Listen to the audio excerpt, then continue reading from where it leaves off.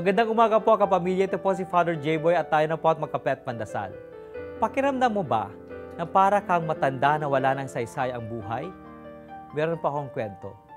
May isang matandang gumagawa ng relo ang nawalan ng pinagkakakitaan dahil sa makabagong teknolohiya na puro digital na lamang.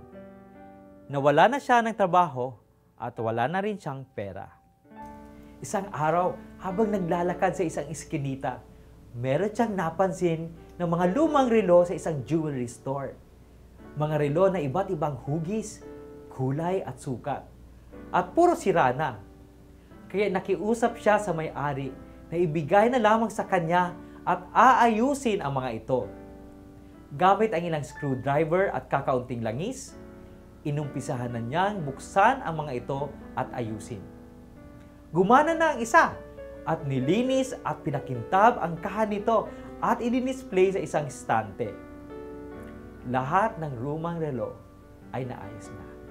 Isa-isa itong gumana.